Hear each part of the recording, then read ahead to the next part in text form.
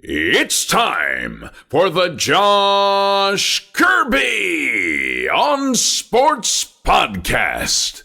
On this edition of the Josh Kirby on Sports Podcast, playoff football is heating up. We will give you a full recap of the wild card week that was, along with a preview of divisional round playoff action. We have more head coaching news and changes for you as well. All that and so much more. Make sure you stay tuned for another exciting episode.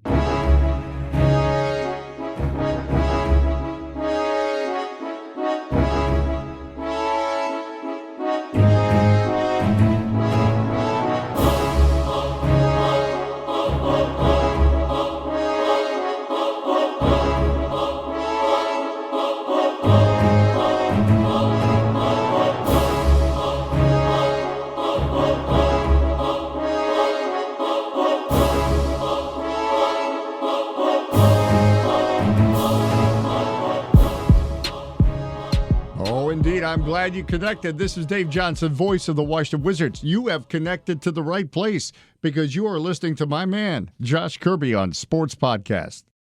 All right. It is another edition of the Josh Kirby on Sports Podcast here. A full house in the basement, in the studio. To my immediate frontal side of me. Dan Dembski, as always, in studio. Good to see you, Dan. It's a pleasure to be back. That was such a weird handshake, but it's good to be here again. And the third member of our podcast today, and first timer, want to welcome to the show Jordan Garrett. Jordan, how's it going? Pretty good. Thanks for having me. Yes, sir. It's going to be a fun show. Oh yeah. Wild card weekend just took place, and it was a great showing, I want to say. So before we begin, we're sponsored by Route 11 Chips. Make sure you find them back today inside your local Martin's Food Line and Giant stores. We're sponsored by PM Plus Reserves. We're part of the Mayo Please Podcast Network as well. Getting started, obviously, it was a great weekend of wild card football. It was very interesting, and we're going to break it all down right now, starting with the Buffalo-Houston game. That game went into overtime, as well as Minnesota and New Orleans. That game went into overtime. I believe, if I am correct, that is the first time in NFL history 2 wild card games went into overtime. Makes sense to me. That's a good stat, man. Yeah, I mean, it's good work. Gee. So, anyways, it was a pretty exciting wild card week. Let's get into it, Dan, starting with Buffalo-Houston. This game, in my opinion, was the weirdest out of them all because you see Houston, and it's usually Houston gets a home wild card game, and they either choke really bad or win. And I remember the year before last or last year, they beat Oakland. But the past other times, they've just choked. And it seemed like, oh, man, the Bills are doing amazing. And Josh Allen is looking great. And Houston comes back, forces overtime. And it was a pretty exciting overtime. But Houston gets the win. Deshaun Watson comes up big, and Houston gets the win. But I think the main thing is the inexperience of Josh Allen really cost the Bills the football game. Yeah, I would agree with that. His line wasn't terrible, but certainly, no touchdowns. And really, I mean, he's their whole offense, Josh. You expect to see him at least put up a touchdown or two for them to have a chance to win that game. And when they have a 16-point lead, they're up 16-0 in the third quarter. Sorry, more than halfway through the third quarter. You have to hold on to that lead. You can't just let the Texans get back into it like that. And you got to give credit to the Texans' offense. They finally got going, and Deshaun Watson, 20 of 25 passing. I mean, that's incredible for the game. I mean, those are video game numbers. So got to give credit to him for playing a heck of a game and also leading the team in rushing too. Pretty much carried them to the comeback and the win. But yeah, I agree. I think Josh Allen, he struggled a bit, but I think there's room to grow. They just need more around him. There's just not enough there right now. I mean, Devin Singletary didn't really have a very good game, and really, I think that was kind of the focal point of this offense was to, not necessarily put the ball just in Josh Allen's hands. You have Devin Singletary, who's been very hot of recent times. So it just wasn't there for them. Give a lot of credit to Houston, especially in that fourth quarter, scoring 11 points, finding a way to tie the game up and get it to overtime, and then kicking the field goal. So Deshaun Watson balled out, and he did what he had to do, man. And that's what the playoffs are all about. It's all about big-time players making big-time plays. Absolutely. And Josh Allen, 9 attempts and 92 rushing yards. Almost 100 yards rushing for that man. What is he, Lamar crazy. Jackson or something? Yeah. I don't know, but that was No, I'm just crazy. kidding. Yeah, it is. But 22-19 in overtime. Really great one. If you have anything, Jordan. I got nothing to add on this game. Oh, okay. Bills just kind of blew it. That's all I have to add. Yeah, to they that. did. I mean, they blew lead. Yeah, 16-0 lead. You can't just give up. They just laid down pretty much. Yeah, I think Dan summed it up really well. Just inexperience. The Josh Allen has never. I don't think he's ever been in a playoff game, has he? No, he Never. hasn't. Yeah, so that's First what I'm one. It's his second year in the league, and Yeah. They weren't good last year. some of the mistakes, like firing deep balls and stuff. The play calling was very bad after that third quarter when they started losing the lead. Yeah, I'm sitting there with my dad watching, and I'm like, just run the throw football. it short. Yeah, like you run don't the ball. have to throw a bomb trying to make the miracle play. Yeah, and I mean, Josh Allen, he's a really good quarterback. He just needs more experience. he'll get there. It's going to take a few years, but he'll get there eventually. I see all the potential there for him to be, maybe not an MVP sort of guy in the future, but he certainly can be a long-term NFL quarterback, I think. Yeah. He's got all the talent.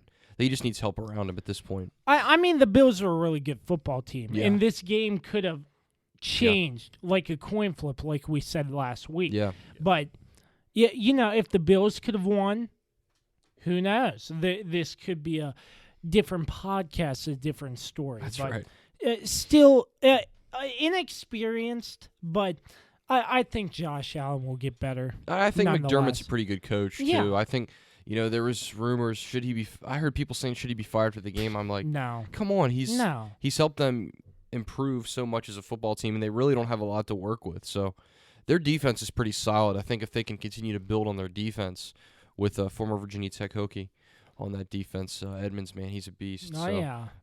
that defense is really talented. Like I said, if you just get some help for Josh Allen, I think that's ultimately what'll take this team to the next level, and they can become a 12 or maybe even a 13-win team maybe next year or in the years to come. So. Absolutely. Let's move on to a very big upset in the wild card. First off, the Dolphins beat the Patriots to send them to the wild card. First time since 2002. And in this game, the Titans and the Patriots in the wild card, I'm like, oh, New England's just going to give them the win. But, I mean, looking at the scoreline, the Patriots put up 13 points and get shut out 6-0 in the third and fourth quarter. And I'm like, man, like throughout most of this game, it was like 14-13, if I'm correct, like down by 1. I'm like, oh yeah, I've seen this before. The Patriots are coming back. But no, towards the end of the game, Tom Brady throws a pick six. Right in the end zone, yep. He only threw an interception, Tom Brady. 209 yards and an interception. That is unheard of. I was very, very shocked. Yeah, I was too. To see this loss. Especially New England Foxborough. New England lost in the wild card. That's crazy. Yeah. And against a Tennessee team that is only 9-7, and I'm like, wow. Derrick Henry, 34 carries, 182 yards.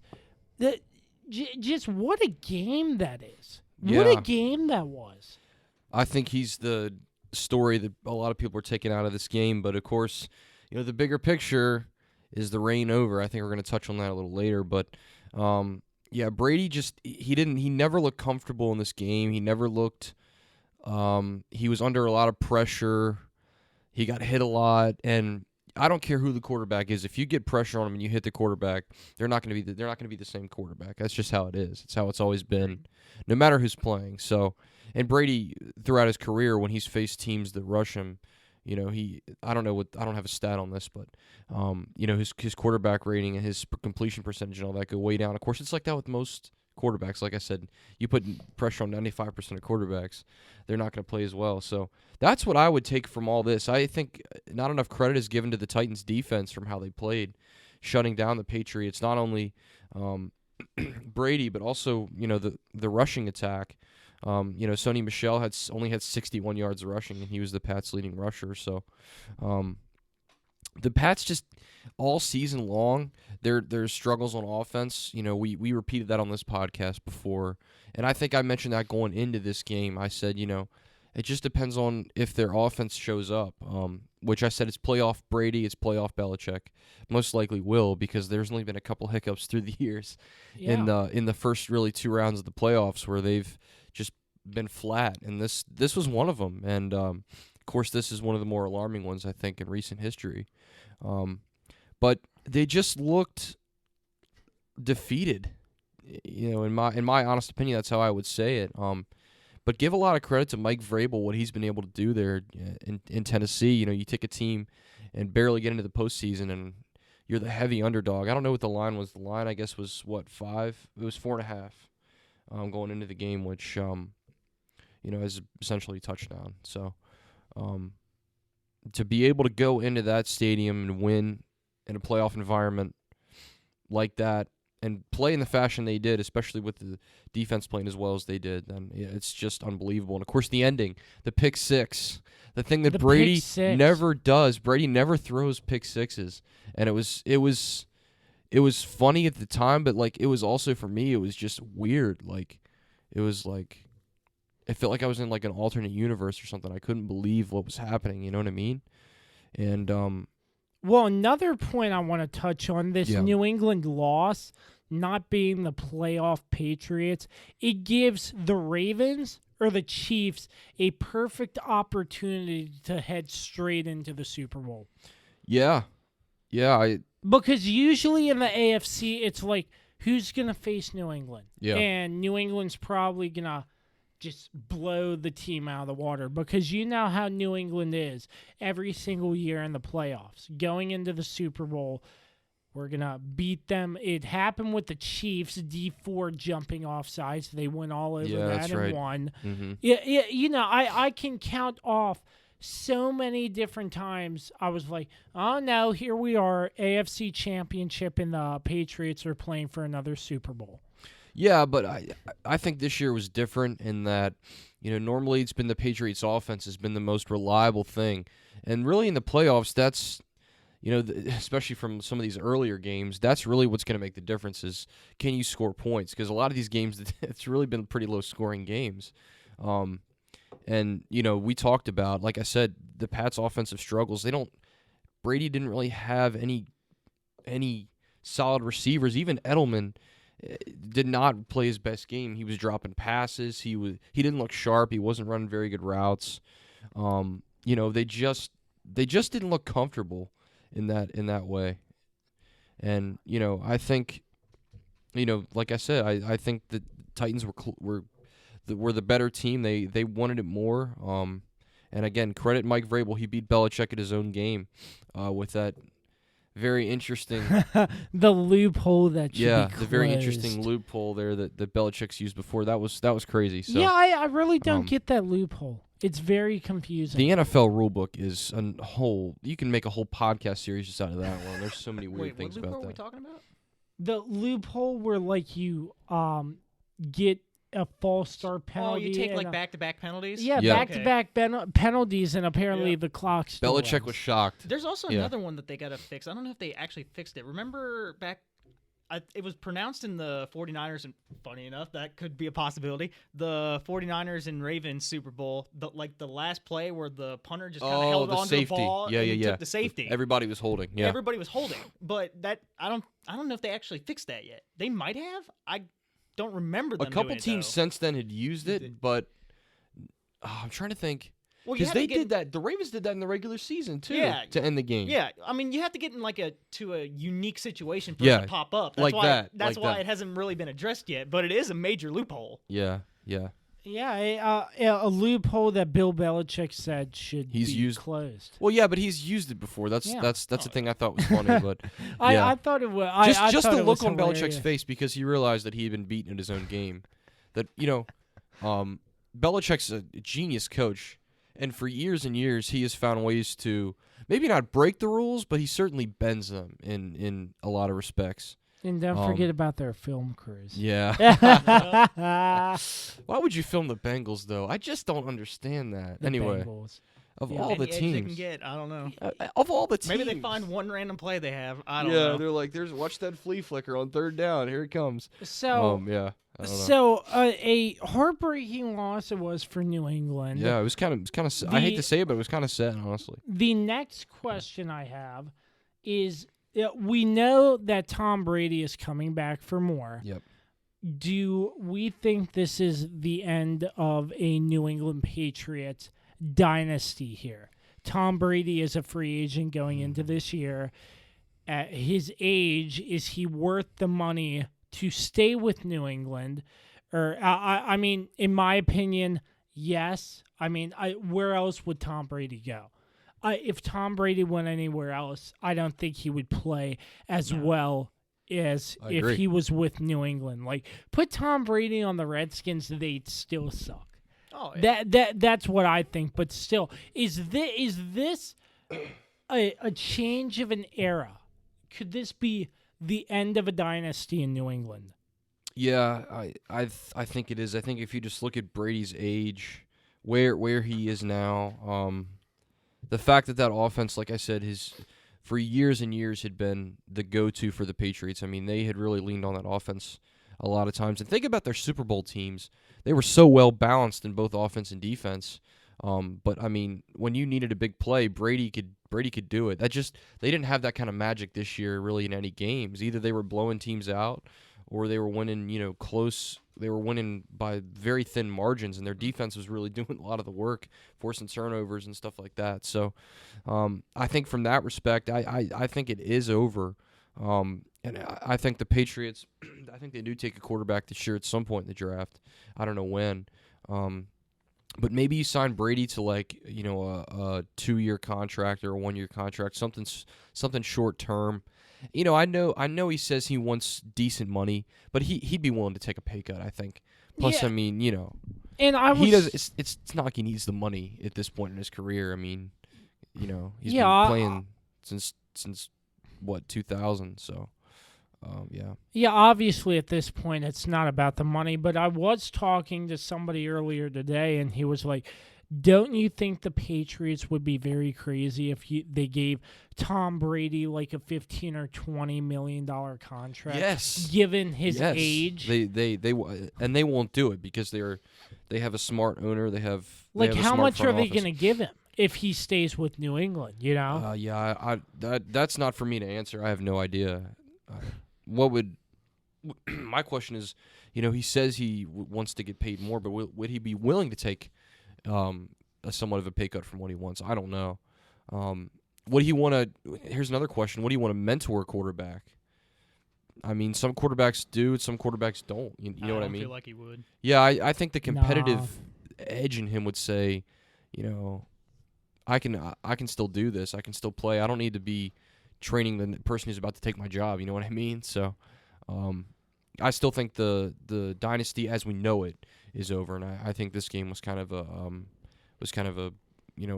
a picture of that. So, who knows what happens? But I don't know if Belichick coaches for very much longer. We'll see what happens, but I think Brady does come back. And like I said, I think he signs like a short-term contract. So Okay, we'll see what happens. So the next question if by chance Brady continues to play, but New England doesn't re-sign him, could you see him playing for another team remotely, or do you think he'd be done? And this could be just a hypothetical question, but still, do we see a possibility of this happening? I don't think he'll play for another team. The thing people are forgetting to realize is I think he just recently bought a house in Connecticut. So I don't think he would just right off the bat sell it again. I mean, he could, but I don't see him doing that. That's why I told Dan earlier, I think he'll sign like a 2-year deal with the Patriots. I don't know if they have the same thing like they do in basketball where there's like an opt-in. I don't know if they have that, like a player option. I don't know if that's a thing for football, but anyway, if that's a thing, that's probably what he'll do. It'll be like a 2-year where after the first year, he'll be like, okay, I'm opting in or opting out. And then I think that'll be the end for him because he's 43 and he says he wants to play until he's 45. So depending on how much money he takes, I'm actually in the camp that it's not over yet. I think it's over when he retires. That's when it ends. So if he takes a pay cut, I think they'll have enough money to address the one problem because the defense was not the problem. Even though they couldn't tackle Derrick Henry, they only gave up 20 points. 20 points, yeah. So the defense is fine. Literally, they need to add 1 or 2 receivers and maybe a tight end. They need Gronk. But so if he takes a pay cut, you can get decent receivers for him. They do. So I feel like they'll probably win one more in the next 2 years. I like that. I like that prediction. Yeah, that was a very good prediction, and I think Gronkowski comes back. I really do. No, yeah, he said it on Fox. He's not coming back. But he said he might though. At the same time, well, Gronk's career is getting ruined on that Fox gig, in my opinion, because he doesn't really. He's not good on television. Like he's not really like Jason Witten. He doesn't want to follow a script. He wants to be himself. Yeah. Exactly. That's a good point. You hit the nail on the head there. And Gronkowski, what did he say about it? Was it Edelman? Like, he's like a squirrel or so on Thursday Night Football. It was so weird. And I'm like, this is something that I don't think Fox gave him permission to do. That's a great point. Yeah. That's a great point Jordan made. Yeah. I mean, just look at his college days. I mean, Gronk is just an interesting character. I mean, he talked about partying the night before NFL games and playing hung over the next game. I mean, how many NFL players have admitted to that? Maybe long after you retire, 10 or 15 years later. But he Clinton just retired Portis. and he's like, yeah. Don't forget. True. But I just think it's funny. It's crazy, man. The just Gronk on a Fox Sports gig just to go off on a bunny trail. And he likes spiking Legos too. Did you see that Yeah. New Year's Eve thing? Steve Harvey looked mad. I don't know if that was planned or not because the way he reacted made me think that it was not planned, and Gronk just was Gronk. I wonder if Steve and Gronk fought afterwards. Yeah, I wonder. I'm sure Gronk would have won that fight. Yeah, so that's enough talking about New England and Tennessee, but a very shocking result. Yeah, for sure. There in New England. Don't forget that was in New England. So, can I add something real quick? Yeah, go ahead. I find it kind of weird because for a while the Patriots and this is gonna sound weird. The Patriots and Alabama have been linked because of Saban's a really good coach and the Patriots are a really good coach. And then there was the one stat where it's like every year that Alabama didn't win, the Patriots won for like a long stretch. Right. They both didn't win. They both didn't even. Well, I mean, the Patriots did make the playoffs, but.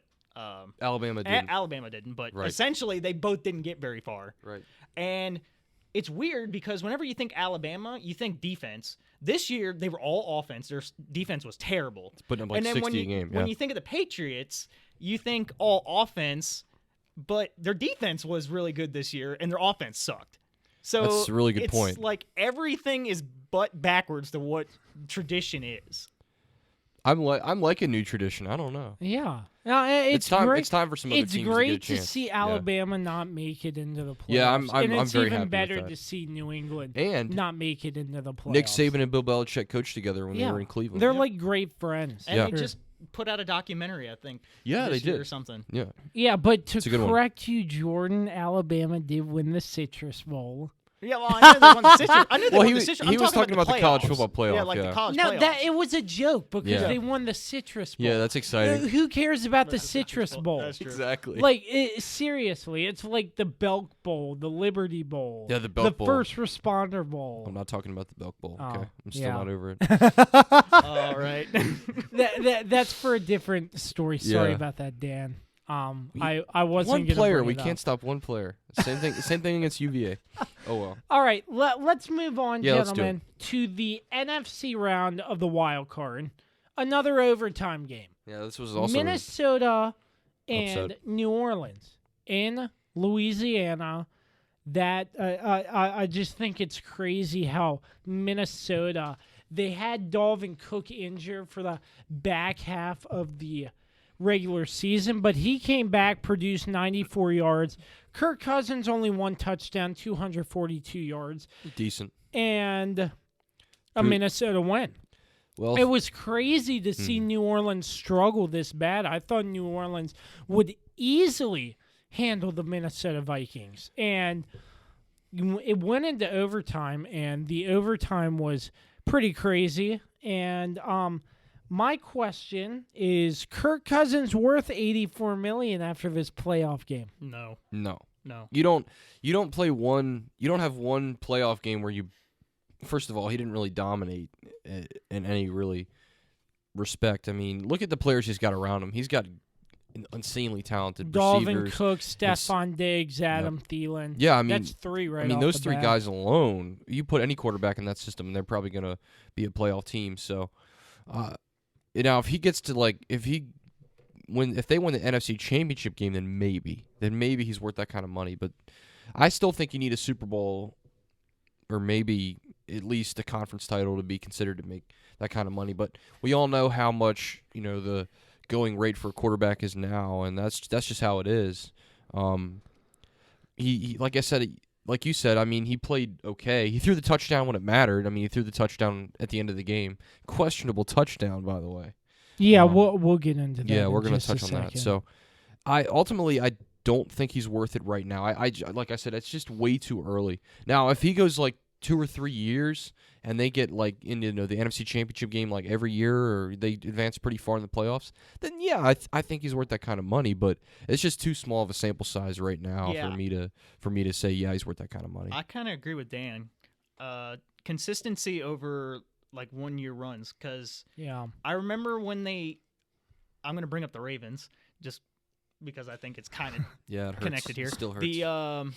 They signed Flacco to a massive contract after he won the Super Bowl. And he busted. Highest paid quarterback of all time. And I don't remember them doing exactly much afterward. So they couldn't pay anyone because he was getting paid all the in money. my opinion, it's much better to be making the playoffs and getting pretty far consistently than rather have one great run and then you doom your franchise by going, okay, we're going to sign this quarterback to a massive contract because he had one great year and then one great playoff run, really. Yeah. I mean, for Flacco, and then it was unbelievable. But. And then you can't do anything because you don't have any money to re-sign players. That's the big part. Because I think to go back a couple years, that's how the Eagles won the Super Bowl. They had a bunch of rookies I wouldn't say rookies, but players signed a bunch of free agents on their first year contracts that they're getting paid little, and they're outperforming what their contract should be, but they're not paying them. So they have veterans that are performing, that have good money. They have not first year players. Sorry, not rookies. I lost my words. Free agents. No, first contract year players. Rookie year. Yeah. Rookie that year are contract. outperforming, and that's including the quarterback. He was on low money too. Actually, I've read something like the NFC quarterbacks are making a ton of money, and the AFC quarterbacks are making very little because they're all on their initial they're younger, contract. Right? They're younger players, right? So that's what I'm saying. If you have a quarterback that's outperforming and other players that are outperforming their initial contracts, you can spread the money around and you're going to be really, really good. That's how the Eagles won that 1 year. That's a solid point. That is a really solid point there. But going back to the game, the Kirk Cousins thing, he could be still worth salty it. Or? Well, he's probably laughing in Washington's face. Oh yeah, he's right laughing now. all the way to the bank, dude. Yeah, Are you the kidding? locker room. I have 3 words for you. You like that? You like that? That's funny. That's still. Oh my gosh. I saw that at the end of the game in the locker room there. It's crazy. Started in Washington and now we're continuing in Minnesota. Kyle Rudolph, questionable last call. Did the Saints get screwed again, or was it a clean touchdown? Because I did see sort of a push off. The booth added review for pass interference after the Saints-Rams game. That was a farce. That was such a farce this year with that rule. They didn't even use it, and it was a playoff game. They literally just instituted it to make Saints fans feel like that they had some. Yeah, and they basically did it just to test the damn thing, and they didn't even do anything with it. Like, I think honestly, Pat McAfee's take on it probably makes the most sense to me. I heard that. Like, he basically said that the refs are like sticking out for each other, so like the call on the field, they don't want to make them look bad because if they overturn a bunch of calls, and people are going to be like, "Well, we need some new refs." Yeah. So they're like, "Okay, we got to get some job security." And so I think that's a really good. I kind of think that's a good point too. Yeah. Yeah, I mean, I saw a little bit of a push off. I don't really tend to question the officials, but it wasn't a huge push off. It wasn't as bad as last year. No way. No, yeah, but nothing was worse than that. I mean, why didn't they just go to the booth and look at it before the end of the game? Why wasn't that? Well, call? Shouldn't they have done that? Because aren't all All scoring plays are supposed to be reviewed anyway. No, Maybe. but apparently they reviewed it, but they didn't find it conclusive enough to go under the booth for longer. Here's what I'll say about that play. Here's one reason that it won't get overturned. Maybe if the defender tries to turn to locate the football, maybe they call it because it's more obvious. To me, when you've got your back turned and you're trying to face on with the receiver, that's harder for me to make that call a pass interference, because for me you were going for the receiver, you weren't going for the ball. Yeah. So you know what I mean? So that was one of the things I think Mike Pereira was because they had the game right. It was on Fox. Yeah, it was on Fox. Yeah, he mentioned they that. have I was a like, great crew, by the way. Yeah, former officials just. Yeah, I mean, Pereira's great. He's spot on most of the time, and I agree with what he said. Him and Blandino do the podcast like on Fox like every Monday after their games, and they talk about all the calls that they think were right or wrong, and they start to institute with other networks or former officials, and it's really good to bring that aspect into the game for viewers. Yeah, I think people appreciate that perspective because we really don't hear it that often. We're so busy, blaming the refs for everything, which, I mean, sometimes rightfully so. Yeah. But yeah, I don't know. I'm kind of 50-50 on that call. It's tough because if you throw the flag in that situation, then the Vikings you're saying that they got screwed, and it's because the Saints were at home and they're trying to make up for the call last year. Da-da-da-da-da. You know how social media is with stuff like that, and it would blow up. So, it's just that's tough for me. I'm glad I'm not an official. Let me put it that way, because that would be that's a tough call to make.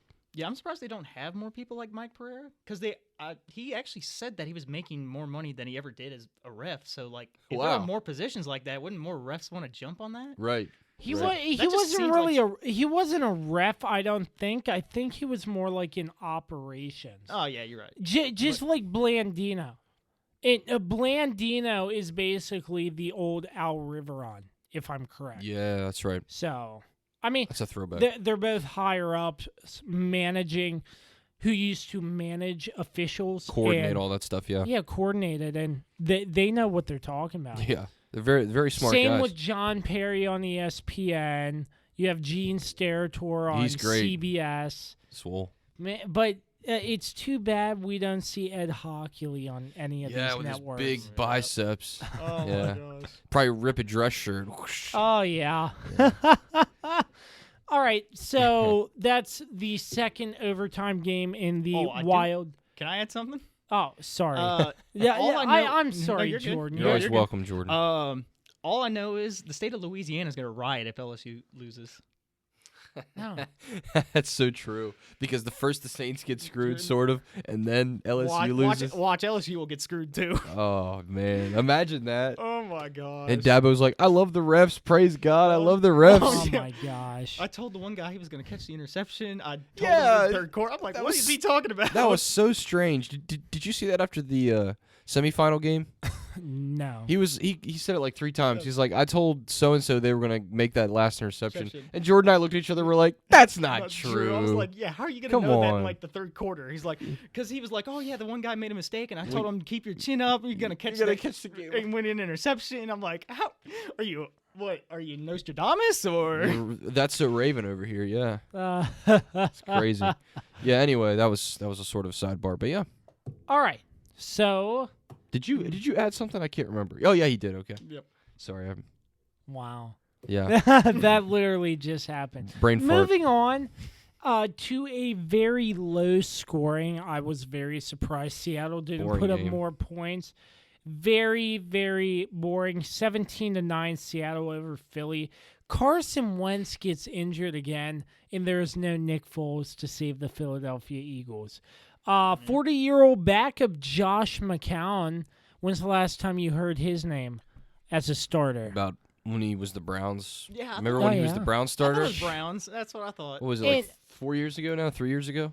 What a mess the whole situation was. You know what's interesting about this game? Josh McCown put everything on the line. And we just hear 2 days ago he was playing with a torn hamstring. Unbelievable. And he's getting surgery. Unbelievable, dude. I mean, they lost, but he put his heart out. He's 40 years old, a backup quarterback and a high school football coach.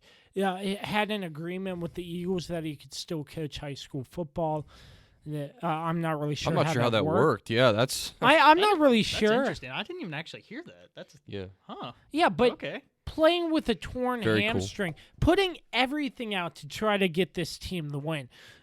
He did not have a touchdown or an interception, but he did have 174 yards passing. So, I mean, my heart goes out to Josh McCown. Like, wow, that's crazy. And for Carson Wentz, he just can't seem to stay healthy to get into the playoffs.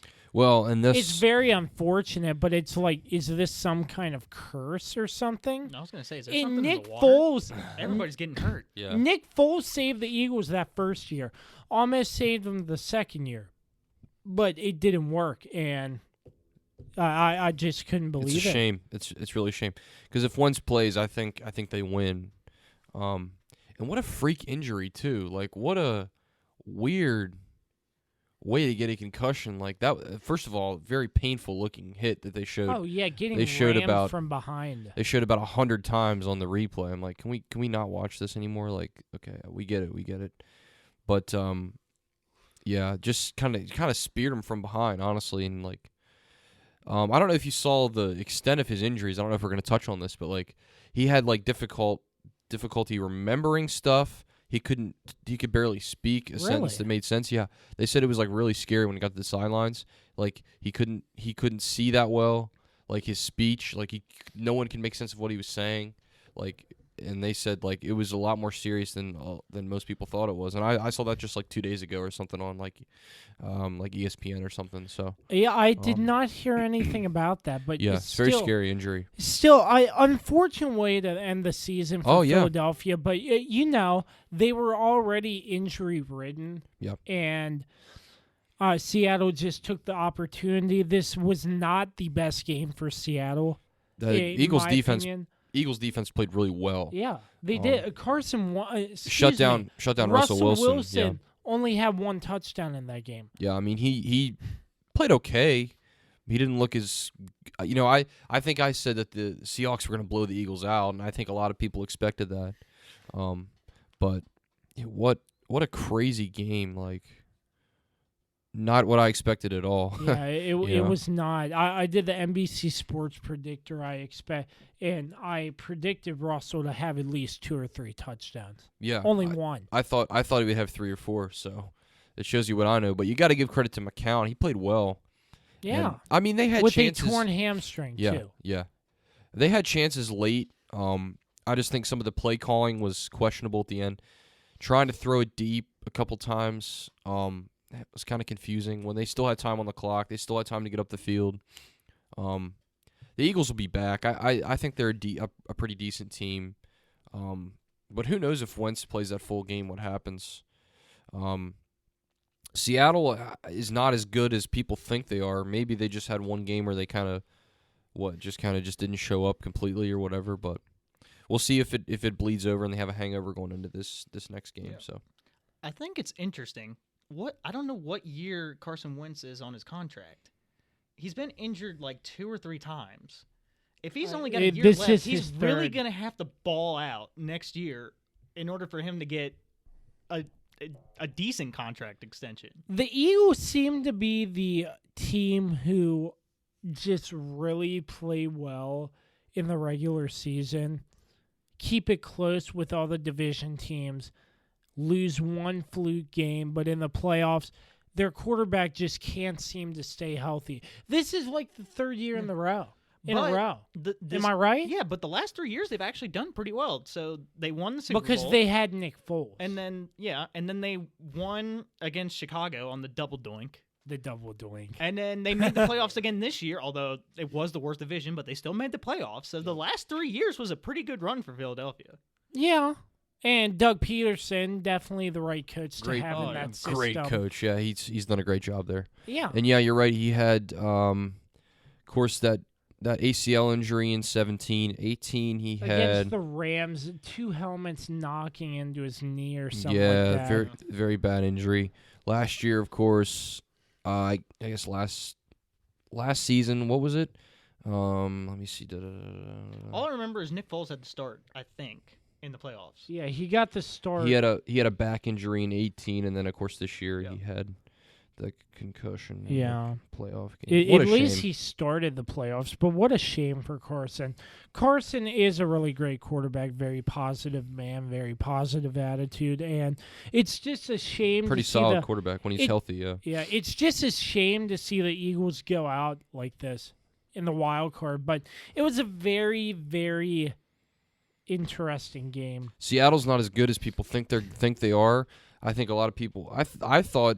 And I think they overhype Seattle a little bit because it's Seattle, and I think their fan base and everything. I think I said collectively the NFC had more depth than the AFC this year in the playoffs, but I don't know about that now with the way Seattle played, the way New Orleans played, because a lot of people had New Orleans, and I think I did. I had them in the Super Bowl possibly. So, yeah, it's interesting. You never really know.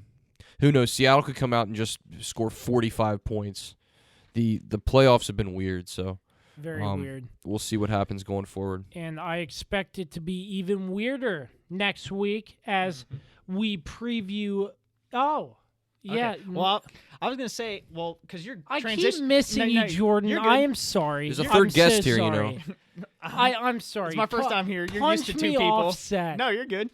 You're getting into the next games anyways, but I was going to bring that up anyways because you mentioned Seattle, they could score 45, or maybe they could pull another miracle like they did against the Packers. Oh, yeah. Phantom touchdown. That in the NFC Championship game. Yeah. Yeah, so that is so weird. So let's talk about these division games really quick. Minnesota playing San Francisco 4:35 on Saturday. Tennessee playing Baltimore at 8:15 on Saturday.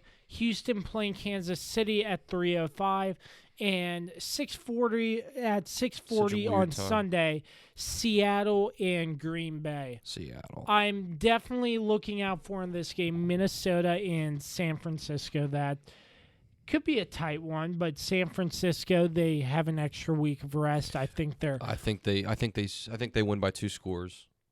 Let's see if you're. I think they win by 10. If Minnesota upsets, I'll be calling you Okay. up. Right. Tennessee and Baltimore. I want to get your thoughts. Did you call Minnesota winning by 10? No, San Francisco. Oh, okay. Yeah. Sorry, I misheard. I was like, my bad. What? Okay. Yeah, that was not clear. That's my fault. Tennessee and Baltimore, Dan. What are your thoughts? Oh man, how many rushing yards is Lamar gonna have? Why you gotta ask me that? I think he has. I think he has 100 rushing yards even. Yeah, dead on. I'm actually going under. I think the Titans' run defense is actually decent. It is good.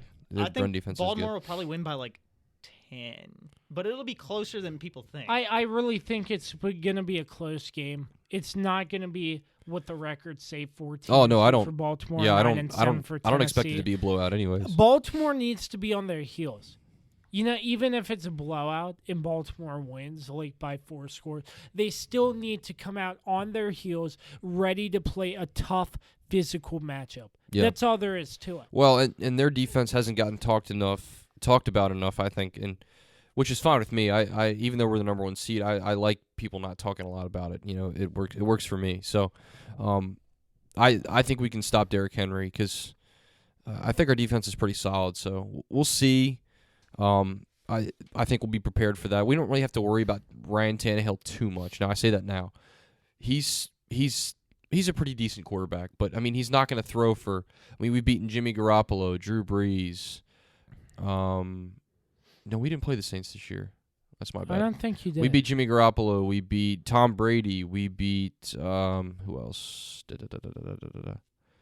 Anyways, man, what a true Ravens fan. yeah, I'm sick. Come on, Yeah. give me a break. Here. Okay, so just a reminder, Yeah. if I don't think I said this earlier, going into Saturday's game, both Tannehill and Derrick Henry have leads.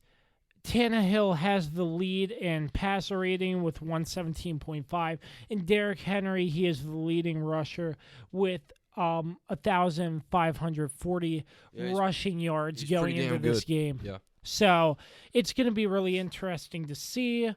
Any thoughts from you? Did you just say Ryan Tannehill's the best QBR? He does. Yeah. He does have the best passer. 117.5. It is true. He didn't even look that good. I don't understand. Okay. 117.5. Numbers don't lie, I guess. Numbers I don't guess lie. that was during the season. Maybe it probably dropped off. If Yeah. you count the playoffs. Yeah. No, Yeah, this yeah. is for the season. Oh, I thought you said playoffs. Okay. No, I not can, for- I can believe that. Yeah. I cannot believe for playoffs. If Yeah, that was the case. I think the Titans are scary good and like, oh God, I don't like all the chatter between both sides on social media. I just try to stay out of it because like there's no point in engaging in that because if the Ravens do lose, I'm gonna look like a complete jackass anyway. So I mean, I'm just gonna keep my mouth shut and hope my team shows up. It's a home playoff game. It's night. The Super Bowl goes through Baltimore. My gosh, it's nerve wracking, but I think we win, and I think it's close. I think it's I think at the most it's like a 10 point game, kind of like what Jordan said. So, Dan, will you be on your hands and knees in your room watching the whole My hands and entirety knees? of this football game? Please get a win. Please get a oh, win. I'm definitely going to be nervous. There's no doubt about it. You're I'm going to be on alone. I'm going to be on eggshells the whole game. Oh yeah. I'm going to be on eggshells the whole game. There's no doubt. Yeah. It's going to be a good one. We'll see if Lamar Jackson last year, that first playoff game, did not go so well against the Chargers. Yeah, I remember that. Yeah, against the Chargers. How well he has progressed from that one. Oh year my of, gosh! Bring This looks like a different Flacco quarterback. back in. It's completely different. It's a completely different Ravens team. No, you got to give credit to Greg Roman, who's done a great job with their yeah. offense and has just changed it completely. And hopefully he doesn't take a head coaching job somewhere. Anyway, I got off track. Jordan, you have something to say there? Oh, I was just gonna ask a random question, and which 6th seed team do you think's better overall? I'd say Tennessee, but Yeah, that's just me. that's tough. Jinx, Yummy me soda. No, I said it first. No, fine. I'll get you soda. That is close. That's very close. Minnesota played decent against New Orleans, but Tennessee just came out and just beat New England. I want to say, if I had to say right now, I'd say Minnesota because they have more weapons. Yeah, And I think I'd agree with that. For Tennessee, they have Ryan Tannehill. Derrick Henry's a complete beast. No, Derrick Henry is a beast. Okay. Yes, don't get me wrong there. Yeah, but Ryan Tannehill, I just he's not a great quarterback. He's a decent quarterback. I just don't think he's that great. He's not the guy in Tennessee. Yeah. I think he's a temporary fix. Marcus Mariota getting benched for him. He wasn't good though. Yeah. Yeah. No, I who know knows? that. Who knows where he could end up? That's another conversation. Yeah. But I think Minnesota is slightly better just because I think New Orleans was a lot of people's Super Bowl pick, and to be able to go in the Superdome and win is no easy task, and to do it. And I mean, did they get a little lucky at the end? Sure. Yeah. Sure. But sometimes it's better to be lucky than good, Yep. So, yeah, I'd say they're slightly better, but I think Tennessee is still really good. I think both teams were, very, very much deserved it, especially because I think the NFC South was such a strong division this year, especially with Green Bay dominating the way they did. So, yeah, I bring it up because I don't even remember the last time that 2 6 seeds advanced. That's a good. That's a good stat. Well, Dan. do a trivia question. Ask our audience to do the research for us and send it in. Yes, send it in. That's your or homework. Email kirbyonsports@gmail.com. Our email's very dry. We never get emails. Yeah, please send something. Yeah, answer I like that question. I like that though. That's a good question. When's the last time Has it ever 2 happened? 6 seeds advanced? Yeah. Or To the divisional round, yeah. if they have ever. So send us that answer, kirbyonsports@gmail.com, and we'll take a look. And Good stuff. whatnot. Another game I think Houston has a shot against Kansas City. Patrick Mahomes, he's been battling like finger injuries and stuff. Patrick Mahomes has to be on his toes. The entire night. He has to be ready to play. Yep. Because he just hasn't performed as well as I thought he would, I agree with that. Yeah, and I just think there's going to be a chance Houston can upset Kansas City. Will it happen? I'm not sure, but I think there's a chance going into this that this game will be a better game than what the 9.5 line says. Yeah, I agree with that, and they don't have to really battle as tough of a Kansas City defense as they had last year, which I think was a big concern for a lot of teams who played them. So, like I said, earlier on, if you get pressure on Patrick Mahomes, and bring him down, and not scare him, but get him sort of antsy and stuff like that, who knows what could happen? I think Houston has a good shot. They can score points. They didn't really show it much in the wild card game until late in the game when they finally got it going. So, if they here's the thing, they're gonna have to score early in this game though, and they're gonna have to keep up early because if they fall behind, Kansas City's just gonna roll. It's not like you're playing the Bills this time around. You kind of have to pick up the pace a little bit. You have to play to their levels. So, yeah. I still think Kansas City will win, but I think it comes down to the end. So we'll see. I think this is the game that pretty much is going to decide who goes to the AFC or goes to the Super Bowl. I think if Houston wins, then the Ravens will beat them. But if Kansas City wins, I think Kansas City will upset the Ravens. That's just my prediction. Yeah. I like it though. Yeah, I mean, I don't like it, but I kind of agree. That's a very good prediction. But once again, Jordan, we are in the playoffs. Anything can happen. Don't rule it out. 2 6 seeds won. I mean, heck, who thought Minnesota was going to go in there and beat New Orleans? Heck, what if it's Minnesota and Tennessee in the Super Bowl? That'd be so weird. Oh my God, that would be the weirdest Super Bowl ever. I think that would guarantee a new team to win, to have their first Super Bowl. There's actually 3 teams out of the 8 that have not won a Super Bowl. Yeah, I believe Houston actually hasn't even gone to an AFC Championship game. I believe that's it's true. Houston, Tennessee, and Minnesota. Yeah, Minnesota's been. Yeah, Minnesota's a few gone times. to 4. They've never in won. In the 70s they went twice, and then they went twice in the 80s or something like that. But they've never won. Yeah, I think, and then or in the 90s they went in the 90s. San Francisco won a Super Bowl, didn't they? Yeah, San Francisco's Oh won yeah, 5. yeah, they won 5. Yeah, that's right. Yeah, so it's only 3: Houston, Tennessee, and Minnesota. Yeah, and then Tennessee, the one that they went to was, remember, they were the guy 1 got yard tackled. short. Yep, 1 yard short. Oh, the Titans, the and Rams. the Rams. Yeah, Kurt Warner led Rams. That was before we were really football fans. Anyway. And Yeah. Seattle and Green Bay. I think that's going to be an interesting game. Maybe another bomb from Seattle in an overtime game. Hey, if you travel up to Lambeau, you can get paid like $10 an hour to help them shovel the field off. I saw that. You $10 an hour. Hey. Some people missed work for that. That's so crazy, dude. Some people with better paying jobs than that. Why would you want to go do that anyway? I don't know. Make a little extra Well, they probably give you a free ticket to the game too, I would think, right? a playoff game. Yeah, I don't know about that. No. Just give them like a nosebleed. Put them on the same section. Absolutely not. Oh no, they wouldn't do that. Do something nice for the people. Yeah, but I think- that's your divisional. Unless we have any last thoughts. I think the Packers win that game. Same. They've been strong all season. They've Russell really been. Wilson has been struggling. Yeah. I'm just saying this The past last- playoff game, the- well, he has to be The last prepared. month, he's really not played very well It's compared to where he was. because they were talking about him being MVP this year, Mhm. other than Lamar. Like he And was, then- he was like Lamar. second to Lamar, Lamar. It's Lamar. and then he just took a nosedive. Yeah. Well, it all started with that Ravens game actually, where he threw his first interception was a pick six, Oh, I remember that. and I was shocked. I was like, did we really just take that for a touchdown? Anyway, that's kind of where it all started to go downhill. But remember this, they lost to a terrible team. I'm pretty sure they lost to what teams did they lost at home? Who was it? The Rams? the Seahawks? Yeah. they Seattle lost to the a really Rams. bad team at Yeah. home. They really played I poorly. know. I think that was in Los Angeles. Yeah. Yeah, because the Rams, I remember that was a Sunday night game. The Rams had to win out in order to make it to the playoffs, and they beat Seattle.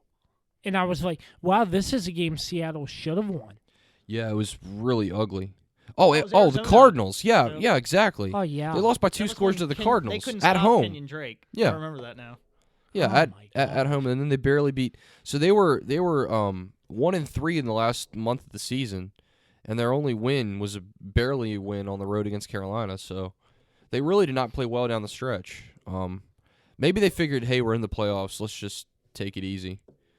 Like I get the loss to San Francisco because Well, even the loss to Carolina, that's still a long way. Road games are never guaranteed, no matter who you're playing. yeah. Yep. But- Never guaranteed. But that I knew that Arizona Arizona game one's that weird. Arizona game stuck out to me because I knew that they really just played poorly, and I know Arizona's can be a good team in the future anyway. Yeah, but that But I think the Packers win, honestly. Seattle just has to play good football in order for this to be a great contest. So that's your divisional round. The Minnesota Vikings, San Francisco 49ers at 4:35 on Saturday. 8:15 Tennessee and Baltimore on Saturday. 3:05 Houston and Kansas City on Sunday, and 6:40 Seattle and Green Bay on Sunday as well. That wraps up wild card and divisional talk from NFL football. We're going to take a quick break. When we return, head coaching headlines and some other news and notes from college football and so much more. Make sure you stay tuned. You're listening to the Josh Kirby on Sports podcast. The Josh Kirby on Sports podcast, part of the Mayo Please podcast network, is sponsored by Route 11 Chips. Make sure you grab a bag today inside your local Martin's, Food Lion, and Giant stores. And our new sponsor and fellow sports fans at PM Plus Reserves, providing reserve studies for homeowner and condominium associations in the Washington metropolitan area for the past 30 years.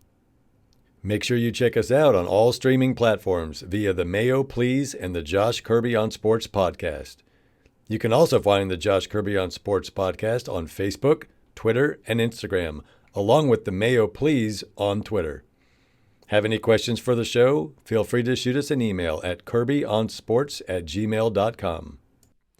All right, we are back. Jordan Garrett, Dan Dembski. I am Josh Kirby. Our next segment, we have coaching moves and front office moves as well. Dan, I know you have a lot to touch on, and Jordan, I know you have a lot to touch on this. Starting off with the biggest move so far, the Cowboys have hired Mike McCarthy, and what's interesting about this move, after the Packers fired Mike McCarthy, he actually had a gap year, which I was very surprised nobody picked him up. There was a Peter King sort of mini documentary I watched about Mike McCarthy taking this gap year as a way to better himself coaching. Apparently, he brought in like 3 or more other unemployed head coaches, and they kept watching film over and over and over again, trying to better themselves. And Mike McCarthy, he's more of an offensive-minded head coach, in my opinion, and I think with this is a very great pickup. Unfortunately, not for being a Redskins fan, but still, I think the Cowboys really, really did well picking up Mike McCarthy, and unfortunately, I think the Cowboys will be a lot better with Mike McCarthy, and I'm very. This is such a Dallas Cowboys and Jerry Jones moment. Why would you even consider Marvin Lewis for the Dallas Cowboys job? Weird. Like I hear, the Dallas Cowboys interviewed Marvin Lewis. Marvin Lewis. Like, seriously. But I'll turn it to you all, but Mike McCarthy's story was very unique, and he called it a blessing because he got to spend time with his family and kids, and he's getting back to the job he deserves to have. You know, it was very unfortunate that the Packers just fired him like that, but I guess the time has come for him in Green Bay, and it's a new time for Mike McCarthy as a Dallas Cowboys head coach. Well, I think I'll go to the end of his time in Green Bay when, first you count the Aaron Rodgers injury. Was that 2017 when he got injured? Oh, the one where the clavicle? Yeah, where what's his name? Yeah, somebody Hunley. basically pile drive them into the. Oh Yeah, no, that was when Hunley against the played. Vikings. Yes. So Do you remember that was 2017, right? I think that was 16 or 17. Somebody like it pile had to be drived him 17. into the ground. Yeah. And next thing you know, you get a game break like, oh, who scored? It's somebody on Fox saying, oh, Aaron Rodgers got pile drived in. We'll check his status for you. I'm like, you're putting that on a game break? Seriously? That's what I remember from that. But still, they put the Aaron Rodgers injury on a game break because they thought it was so important instead of showing a football score. Yeah. I think after his injury that season, their relationship kind of soured, and in 2018, of course, they were 4-7-1, and he got fired. And their relationship, if you recall, the Packers don't have a general manager, and like they're owned by the fans. The fans, the Basically town of Green Bay. Fans. Yeah, it's such a strange setup, but I mean it works. So I mean he kind of had the responsibility of a VP, of a general manager, of a CEO, not a CEO because that doesn't exist in football, but you catch my drift. He had all those responsibilities plus head coach, and I think it took a toll on him. I mean, you could see that, and he and Aaron Rodgers had their spouts, and that's I think what ultimately led to him being fired.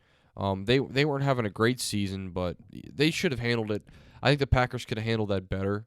They could have waited till the end of the season. I mean, there were only 4 weeks left. They could have waited and just fired him at the end of the season.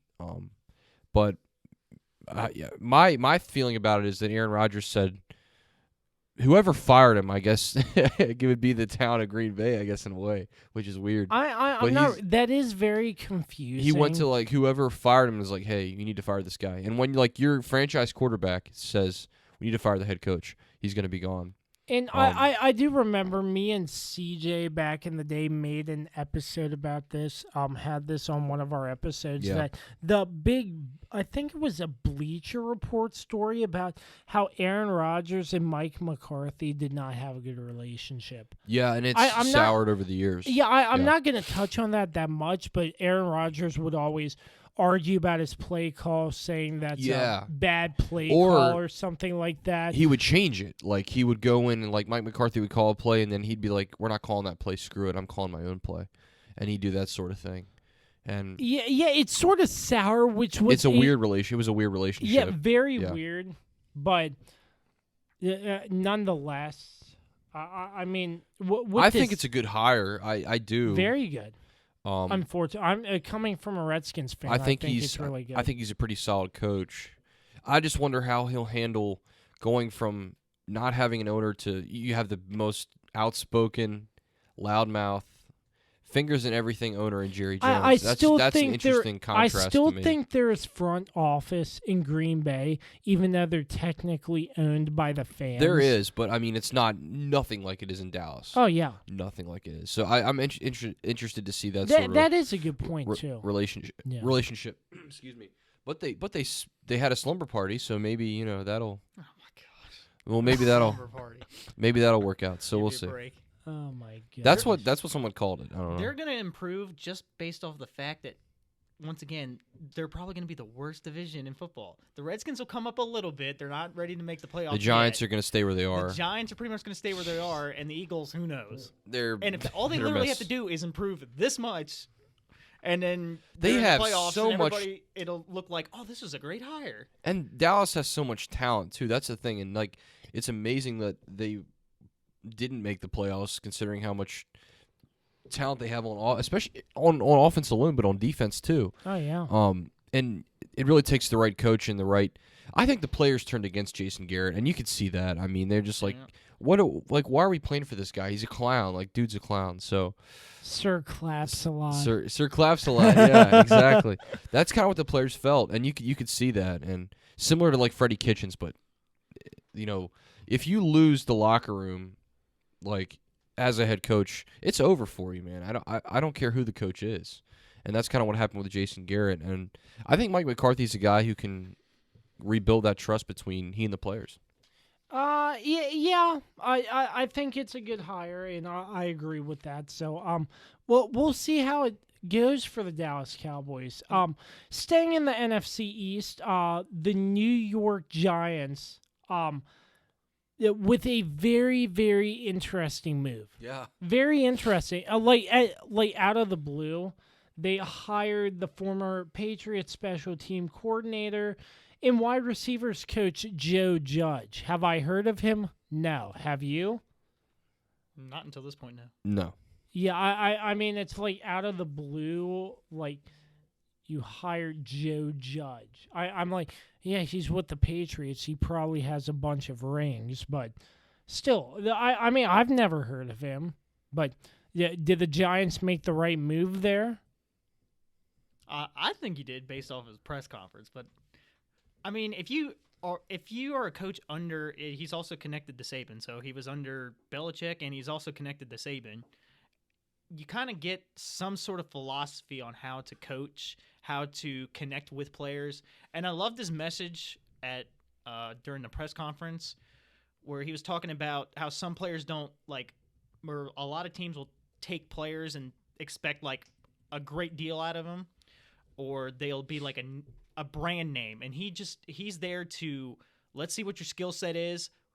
If he doesn't expect you to be great at everything, it's more of, okay, you're really good at returning, we'll get you on return team. You're good at blocking, you're going to be on the offensive line. And if you have some random talent, even if you're not good at anything else, he'll find a spot for you.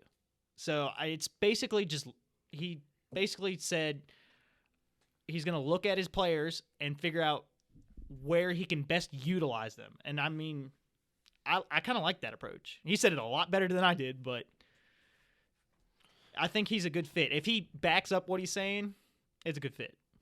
Plus, he's new, and that's kind of what the Giants need. They've been having they had an old head coach, and then the Giants really need an Ben overhaul. McAdoo and a lot of those coaches that have been kicked around the can. Yeah, I agree with that last point you made. I think words are one thing. Actions are completely other. He's got to back him up, but he's off to a good start, in my opinion. Yeah, I think that's a good way to start a press conference because it's not traditional in that sense. You don't see coaches come out and say that very often. Well, I mean, that's what I'm saying. He came under from Belichick and Saban. That's kind of how they talk. Yeah, they kind of do the "do your job" sort of mantra, and that's kind of the way he approached it. So We'll see how he does. Yeah, that's an interesting hire to say the least. I see a lot of people saying that it's like a horrible hire. It's the worst hire ever. Of course, Colin Cowherd was one of those people who said that. He says stuff like that all the time, and he kind of had a point. I mean, how many times can a guy make that kind of jump and like make a huge splash? I mean, I think of John Harbaugh, who was a special teams coach and got hired to be the Ravens head coach, and I mean that worked out pretty well, but that just doesn't happen that often. Normally, you go from that to like a coordinator for 4 or 5 years. Yeah. Now it's even shorter in the NFL. It used to be, half a decade, maybe longer as a coordinator. Now coaches jump seemingly all the time. So to me, it's a little strange, but yeah, I saw the press conference and I was like, that's kind of refreshing to see because you just don't see it that often. I think the beauty of it is he doesn't have to go out and go, oh, we're going to make the playoffs this year.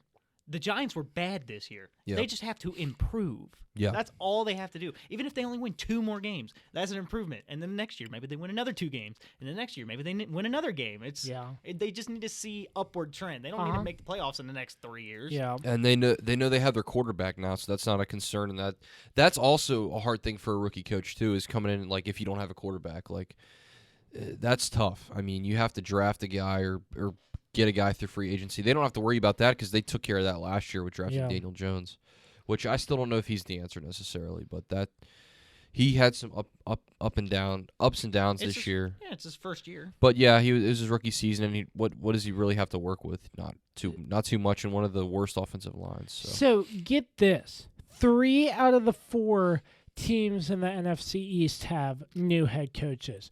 The Redskins with Ron Rivera, the Cowboys with Mike McCarthy, and the New York Giants with Joe Judge.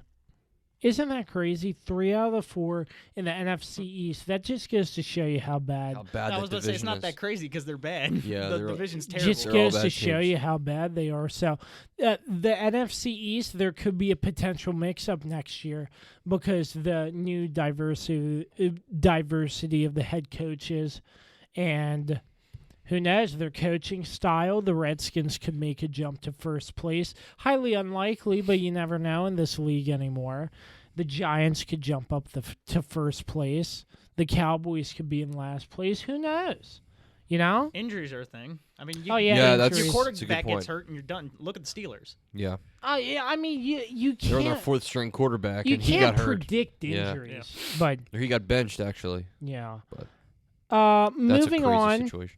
Moving on, we have the Panthers hiring former Baylor head coach Matt Rule. Matt Rule, I heard, was a very great head coach for Baylor. Turned the Bears around. I know you know a little bit more about Matt Rule, Dan.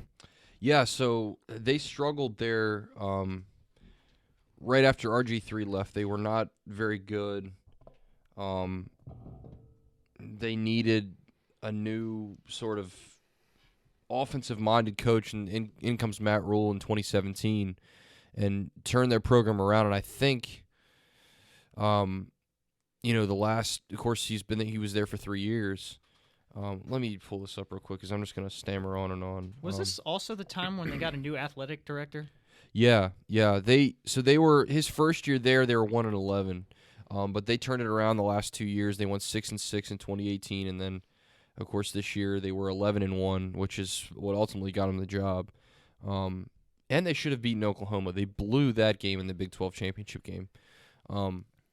But he has a decent amount of experience, including some NFL assistant experience. He was an assistant offensive line coach for the Giants in 2012. And before coming to Baylor, had a ton of experience at the college ranks, mostly defensive and special teams coaching experience until he was the quarterback's coach at Temple. And then since then, he's pretty much been just a pure offensive-minded coach. I think his turnaround for Baylor is very impressive. You just don't see that very often. I think he's a great college coach. I don't know if it's just too early to tell if this is the right move. Yeah, like can a college coach translate to the NFL? Because we've seen it before. Nick Saban translating into the NFL. Yeah, it's different. A completely different ball game. No, there's no doubt. But I think with his experience, I mean, I mean, he first started coaching in '98 and just has a ton of experience with a lot of different programs. Of course, like I said, the 1 year he was an assistant coach in the NFL too, which is odd that he just threw that in there. But a lot of head coaching experience too. I think this could be a good hire. I don't think it's immediate. I think the Panthers look. They're still trying to find out who their next quarterback's gonna be, or if they're gonna keep Cam Newton around. That was the big debate this year with Ron Rivera and the mess that became the Carolina Panthers with flip-flopping back and forth trying to figure out who the quarterback was going to be. And then Will Grier played, and he was just not very good. And is Kyle Allen the future? I don't know. I mean, I think that's one of the decisions he's going to have to make, and that's the first thing coming in, really, he's going to have to decide. So it's not an easy job to take right now. They have a new general manager, or a new general manager who kind of screwed Ron Rivera out of that job, I felt, and unfairly fired him. But we'll see if they can mesh and get along, then you never know what could happen. But like I said, I think with Matt Rule's experience and the way he's turned around especially Baylor's offense, but just their team in general, going from 1-11 to 2 years later 11-1, and really they should have won that game. I'm still kind of pissed about that. I think it's too big of a jump, I think, at the end of the day, honestly. But time will tell. I really would have more seen him take like a higher college position than just jumping straight to the NFL. I mean, I thought, like Lincoln Riley would have had a job before Matt Rule, but that's a good point. But that's just my opinion. Yeah, so another point with this Matt Rule job, he gets thrown in there in the middle of a big quarterback controversy, which I don't think, can he handle that well? I'm not sure, because we have Cam Newton, who's injured, Kyle Allen and Will Grier, who split time. I think Will Grier got injured, if I'm correct, Dan. You said he just didn't play well, but I think he got injured. Yeah, there was a lot of injuries for that team this year in general. Yeah, but he's got to get that under control. Or I don't think you're going to have a good team right out the bat if you cannot find the right quarterback to start your season off strong. I agree. So Matt Rule to the Panthers.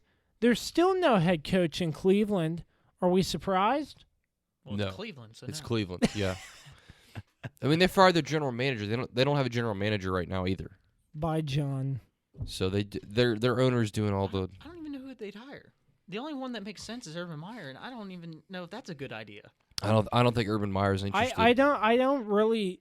I can't really put a face on any coaches who want to coach for Cleveland. Looks right like now. Josh McDaniels is the best option they have right now. I still think he wouldn't take They're it. going to hire Marvin Lewis. Oh, wouldn't that be weird? Yeah. Oh my! Coaching the Bengals and then 3 years later coaching the Browns. Holy cow! Oh my gosh! I mean, the Browns are just going downhill again. Odell Beckham. They never were out. uphill. People crown them preseason. No, excuse me. I should correct myself. They're going even farther downhill. Yeah. Because the expectations were so high. Yeah, I know. But in Odell Beckham, he wants out. I think Jarvis said something about he wants out. I touched on that in a previous episode, but still. It's a mess. Throwing a head coach into Cleveland, they're not going to have a good season next year. It's so weird because didn't they go 8-8, which is actually decent. 6-10. Did they win 6-10? Yeah, they went go 6-10. 6-10, Okay. and the Bengals beat them the last game of the season. Oh, by that's 10. What I remembered they were projected they could be 8-8. Okay, my bad. Yeah, they finished poorly. It was what did they finish last year? They finished 8-8 last year. Oh, okay. Yeah, you were thinking of last year. Yep. Yeah, so Because the expectations were high. So, anyways, you throw a head coach into the mess that is the Cleveland Browns, you're still not going to do well. And do you, even if it's Bill Belichick. Yeah, and do you really think Urban Meyer wants to put up with that right now? I mean, he's got the job of a lifetime, dude. He gets to sit there and talk about college football on Fox pregame. Yeah, going to Ohio State every weekend because they're so biased to Ohio Michigan State. too. You have to go to Ohio State and Michigan because of the two big Big Ten schools. But yeah, He's got the job of a lifetime right now. Why would he give that up? And he doesn't have. And he teaches a class at Ohio State. The amount of stress, that would be to have that Browns job. Dude, it's just I don't see it. And he has health problems anyway. I mean, he's got migraines. He's got a slew of health problems too. I don't see him being there. I really don't know who a good fit would be in Cleveland right now. Yeah, I really don't. There's no clear candidate. That's for sure.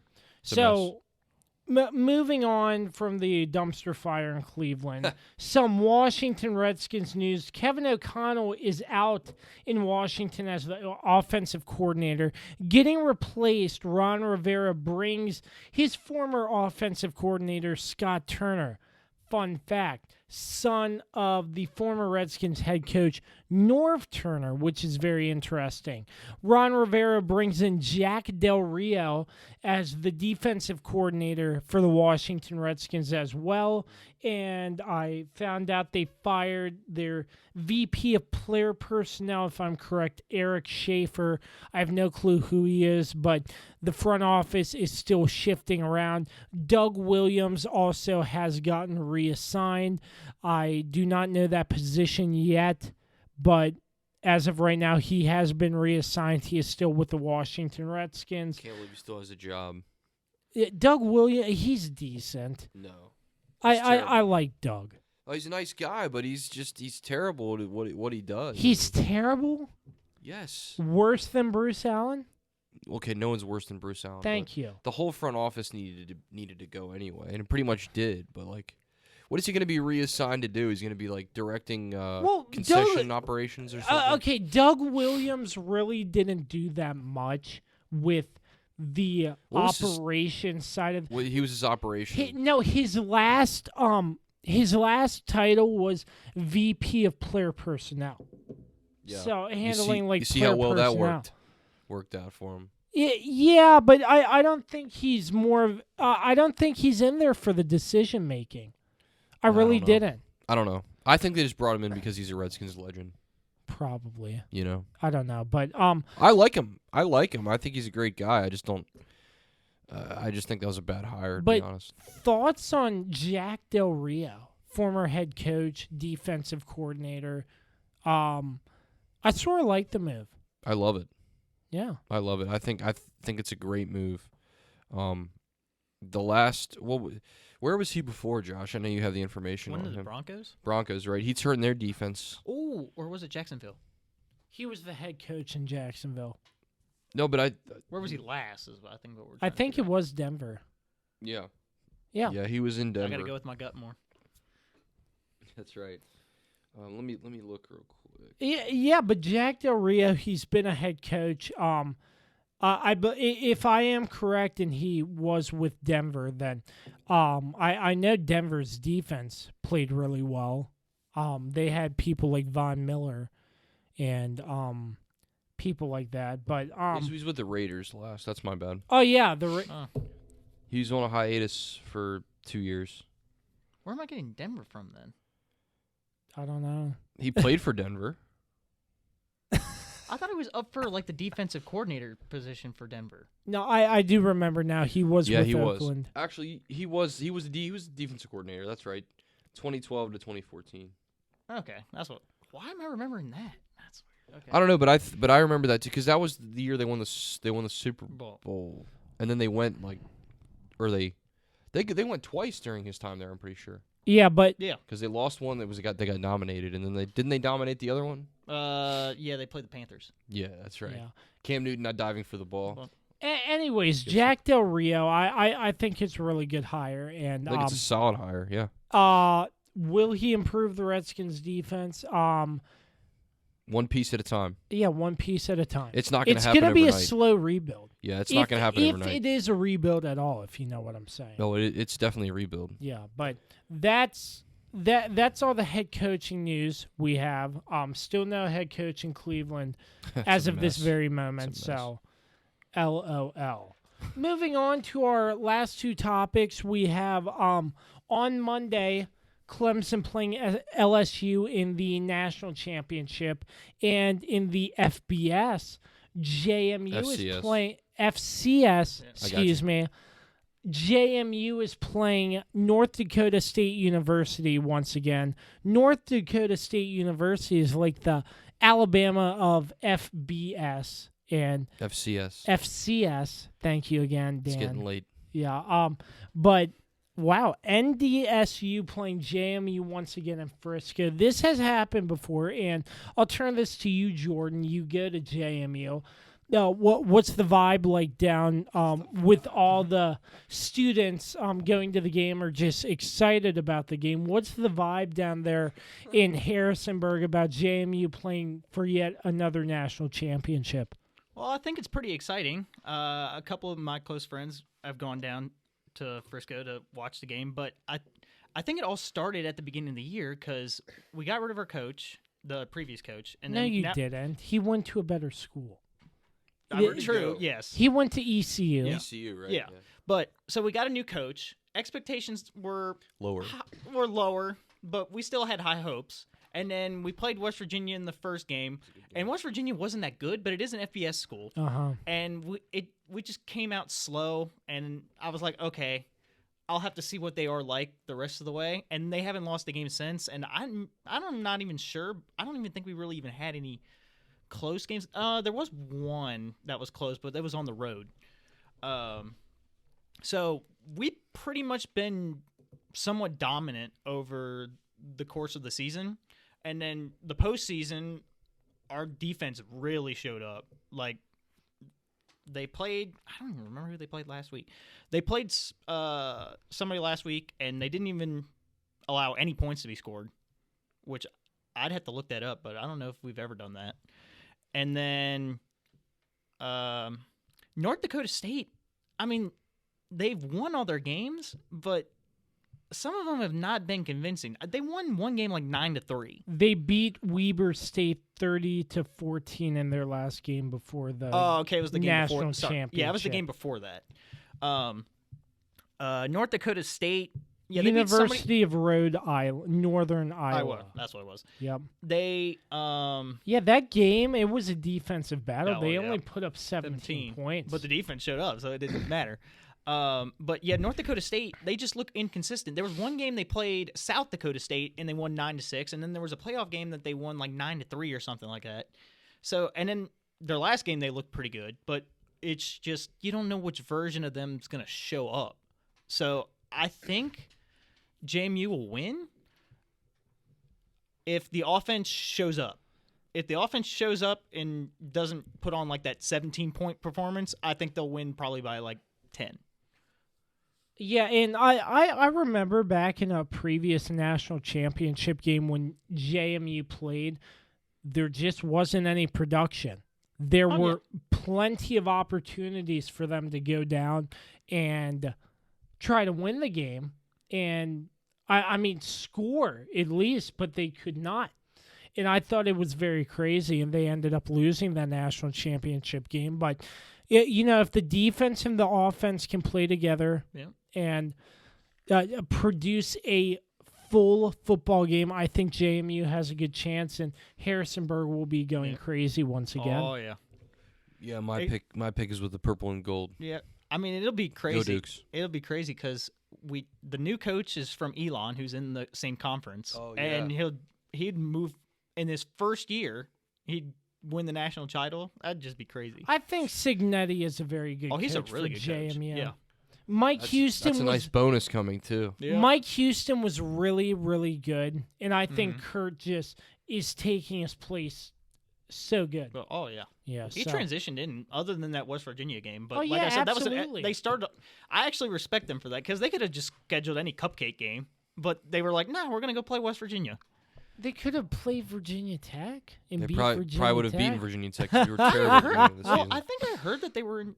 I'm not sure, but I heard scheduled they were to play in like 2025, I think. Yeah, okay, that's what I heard. Uh-oh. Yeah. Little rematch. We can finally get our revenge after 17 years. Of You hearing must be about it. mad about that. I'm not mad, dude. Oh, I mean, we went on to win like 11 straight games and win the ACC championship game, but No. But who's talking? I mean, it is what it is. It's all about money when you're playing the big schools. It's smart for a school like JMU. I was going to say, I'd love to have all the Virginia teams just play each other, no matter if you're in FBS or FCS. You got nothing to lose. I mean, the smaller team gets paid a decent amount of money to do it. Why not? Yeah. And if it's like 2008 or 2010 where you beat the team, then I'm just kind of glad that we've stayed FCS because I mean, if we go to FBS, then we go from being a big fish in a small pond to a small fish in a huge pond. Oh, yeah. And yes, definitely. Yeah. Like, it took Liberty a while just to reach a bowl game, and ODU's, I mean, they upset Virginia Tech that one year, but, I mean, they really haven't done anything. It still hurts, They really haven't done anything, so that's what... Yeah, to be fair to them, though, they restarted their program like 10 years ago, so they started from scratch. Yeah. That is true. And, I mean, JMU's got a really good track record. I think they could play in, like, the AAC or something just to start out. Yeah, they could, but they would get beat up on by a good portion of the teams. Until they were able to start recruiting. That's just that's really what it boils down to at the end of the day. Yeah, I don't think they have... Because I'm a sports comm minor. I kind of get some of the talk in there, and they're not... They're not. It's not. Yeah, it's not there yet. Yeah. All right. That's what I've heard too. And Clemson versus LSU. It's a good game. Going to be going. I think it's going to be a good game. Two very good opponents. Clemson beat Ohio State in a very close game, and LSU just routed Oklahoma out of the water. Made me smile. It's. I think it's going to be a tough battle. Do we have predictions on who's going to win? I don't really have one. I have Clemson 26-24. Ooh, I have LSU. In your reasoning.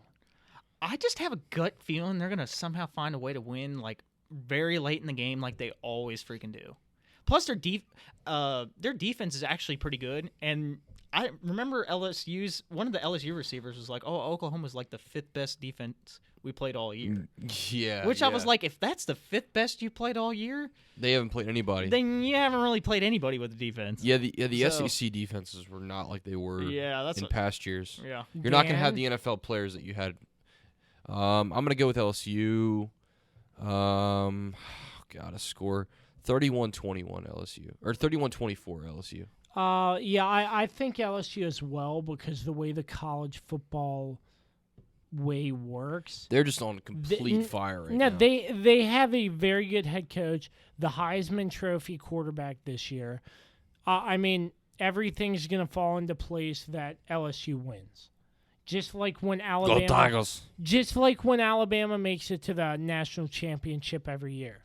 If Clemson comes back and wins, I will be very surprised.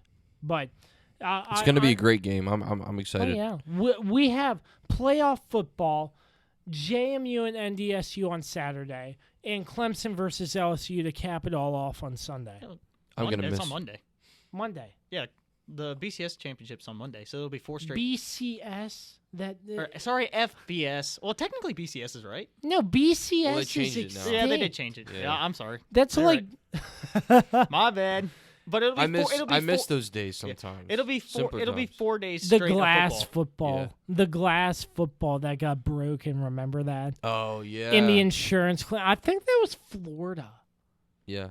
Anyway, I don't remember that. But that was pretty funny. But and it's almost over. After that, there's only really football or NFL playoffs. No, we got the XFL coming up. Oh yeah. Oh, the Washington Defenders. The DC Defenders, baby. Yeah. Yeah. Lower level tickets are only $20. Let's go, dude. Let's go. Why not February 8th? Dude, the uniforms look nice though. Oh my gosh. The XFL that's for a different episode. Yeah. But Dan and I will try to incorporate a little bit in. I'm not sure how much of if we can find coverage of it anyway. I'm just kidding. There's going to be coverage of it. I'm not sure if the XFL will be worth talking about or not because it is a second reboot from Vince McMahon's first failed league. How could this be any different? And I remember we were talking about the Alliance of American Football. They ended up folding. It looked like a great league, but it ended up folding. Well, it was just because the Arena Football's about to fold as well. Yeah, no, they already folded. Yeah, they folded too.